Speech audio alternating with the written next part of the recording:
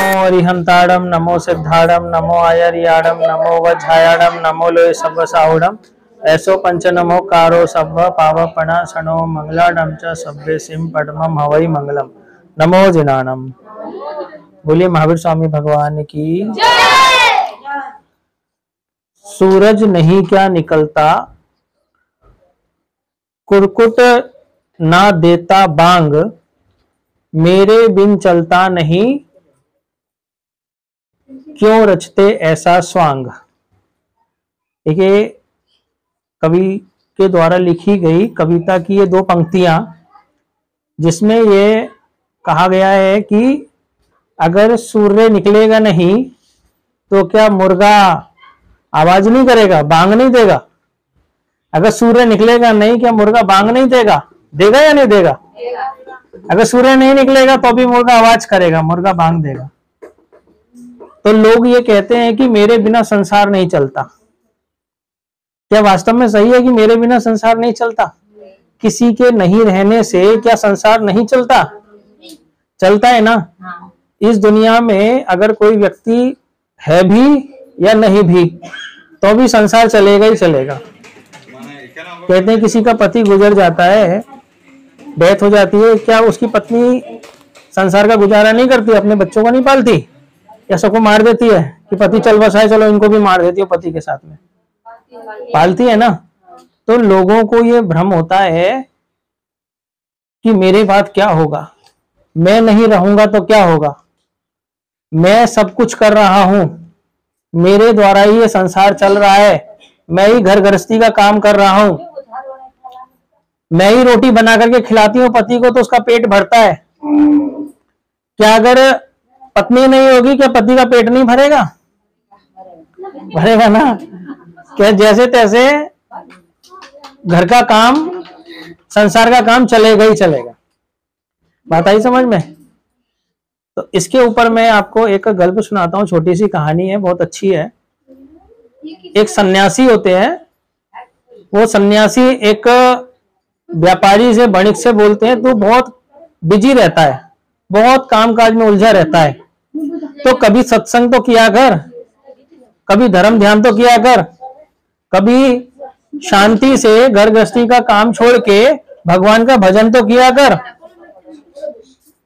तो वो वणिक व्यापारी क्या बोलता है, क्या बात कर रहे हो बाबा जी, आप तो मुझे अपने जैसा ही बाबा जी बना देना चाहते हो।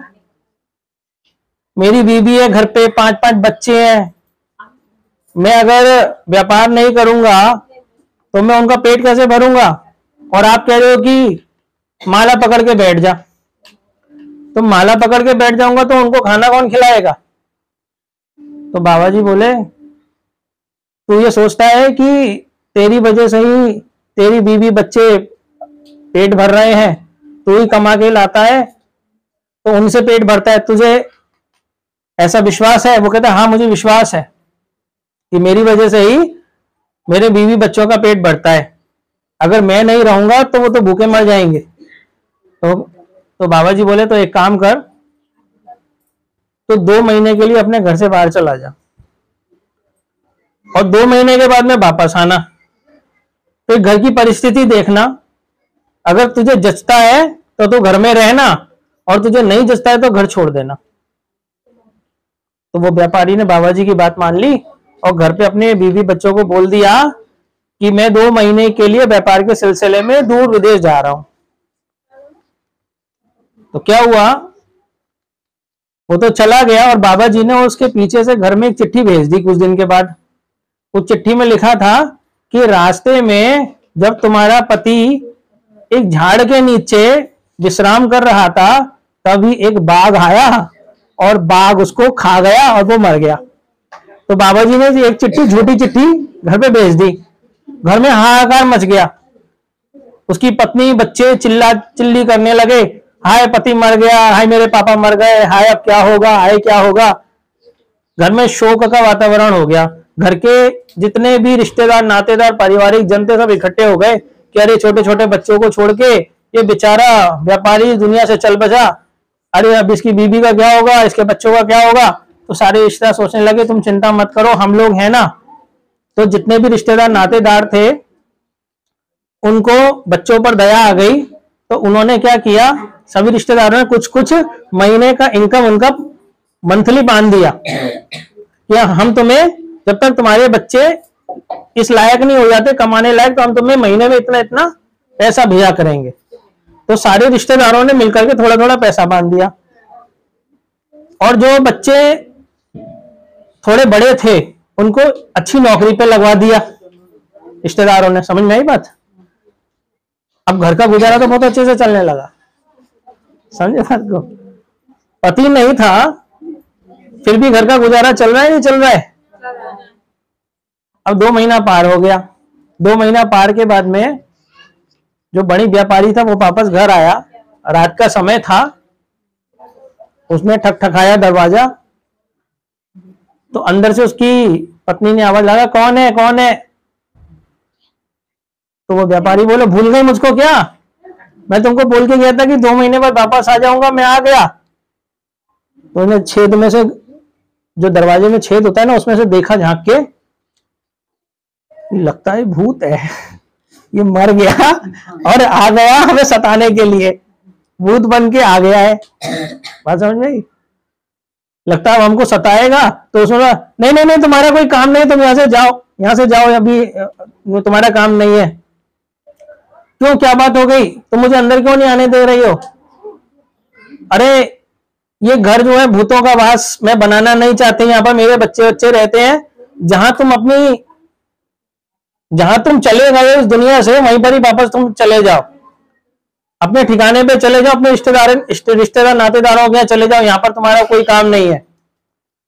तो वो बोला, अरे क्या बात कर रहे हो, तुम मेरी पत्नी हो, मेरे यहाँ पर बच्चे हैं, मेरे बिना कैसे गुजारा चल रहा होगा तुम्हारा? मैं 2 महीने के लिए चला गया था, मैं वापस आया हूं, तो फिर तुमने 2 महीने कैसे काटे होंगे? तो अब मैं तुम्हारे पास रह करके अपने परिवार का गुजार बसर करूंगा, तुम्हें पैसा लाके दूंगा, उन पैसों से खाने पीने की व्यवस्था करूंगा, बच्चों को अच्छे से पढ़ाऊंगा, उनकी शादी ब्याह के बारे में सोचूंगा, उनकी नौकरी धंधे के बारे में सोचूंगा। तो उसकी पत्नी बोली, नहीं नहीं, जरूरत नहीं है, जरूरत नहीं है, तुम्हारे बिना बहुत अच्छा चल रहा है, जब तुम थे तो उतना भी नहीं कमा पाते थे, लेकिन अब तुम नहीं हो ना, अब तो बहुत मिलता है, ज्यादा दुगना तिगना मिलता है, तुम वापस चले जाओ, तुम्हारे यहाँ पे हमको कोई जरूरत नहीं है। जब उसने ऐसी बात सुनी तो उसके मन को धक्का लगा कि मेरी पत्नी ने मुझे आज ऐसा क्यों कह दिया। वो वापस उस सन्यासी के पास गया, उस बाबा के पास गया, उसने सारी बात उसको बताई, सारी घटना सुनाई कि ऐसे ऐसे पत्नी ने मुझसे बोला। तो बाबा जी क्या बोले, तुम समझ गए बात को? जब तुम इस दुनिया में थे, जब तुम अपनी पत्नी बच्चों के पास में थे, तो तुम ये कहते थे कि मेरे बीवी बच्चों का गुजारा कैसे चलेगा अगर मैं नहीं रहूंगा। अब तुम 2 महीने से नहीं थे, अब तुम्हारे बीवी और बच्चों को तुम्हारी जरूरत है, जब तुम 2 महीने के बाद आए, तुम्हारी कोई जरूरत नहीं है। इससे यह सिद्ध होता है कि किसी के रहने या ना रहने से किसी भी दूसरे व्यक्ति पर कोई फर्क नहीं पड़ता है।